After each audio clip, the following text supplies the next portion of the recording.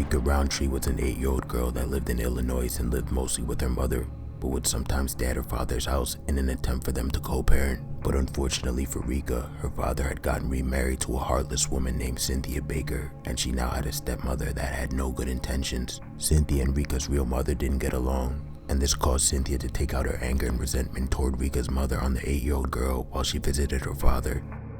Cynthia had always been very hostile towards the girl, but on November 15, 2019, she took her hostility to the next level, and after Rika allegedly wasn't doing what she was told, she was forced by Cynthia to hold up 2 cans for almost an hour without putting her arms down, causing extreme discomfort, with the threat of being beaten if she put them down.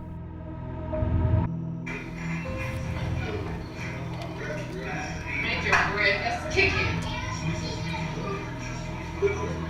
Think you're understanding English.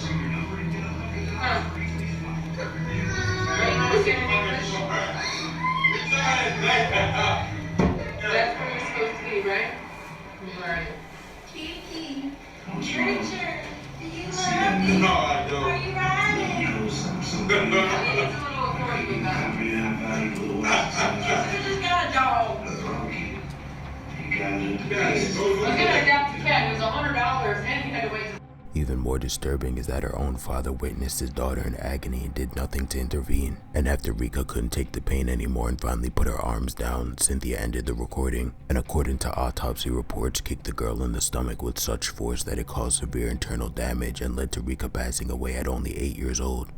Both Cynthia and Rika's father, Richard, were arrested, and Cynthia's abuse tape was used as evidence in court, and she was charged with murder and sentenced to life in prison, while her father was charged with endangerment of a child and battery and was sentenced to 8 years in prison.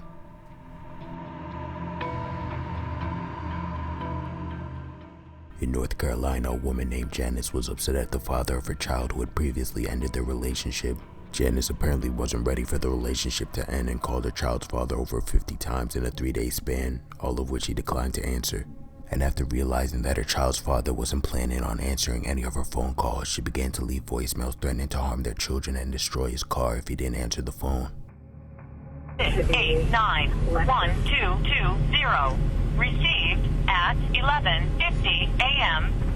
If you don't answer the phone, you will never see your children again. I will take them, and I will take every picture of them, and I will never let you near them again. Call me the back now. Received at 11:56 a.m. I hate you, you stupid scum-sucking, worthless piece of You're the biggest mistake of my life, and I wish I had never, ever laid eyes on your ass. You're a prick, you're a jerk, and I hate you, and I don't want anything to do with you. Hope you on hell, and oh yeah, wait till you get home and see what I did to your car. Keys are a wonderful thing. Bye, mother. Janice followed up on her threats and went live on Facebook abusing her child, all to get the attention of her child's father. But instead what she called was the attention of the local authorities after over 20 concerned people alerted them of what she was doing. And shortly after, Janice was arrested and charged with child abuse and endangerment and is being held on $300,000 bond.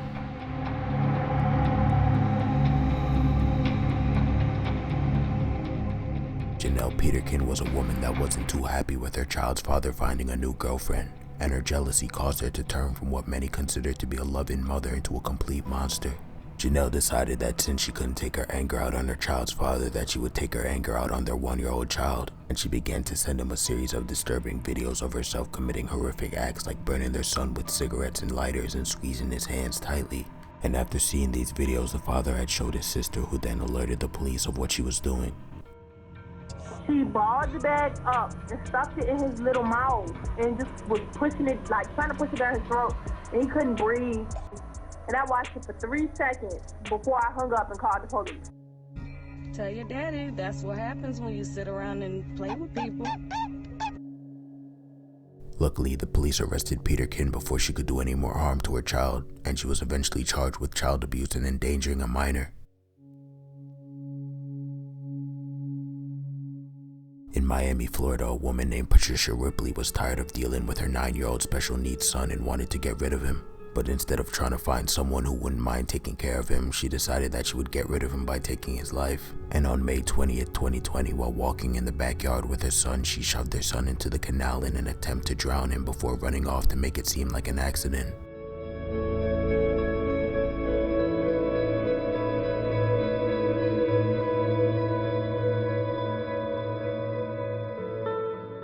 But her plot didn't go as planned after a neighbor came out and rescued the boy and prevented him from drowning. After her failed first attempt, she then took him to a country club and shoved him again in the water. But unfortunately, nobody was there to save him this time and he eventually drowned. And after footage was released of Ripley shoving her son the first time, police realized this was no accidental drowning, and Ripley was arrested and charged with murder and is currently awaiting trial.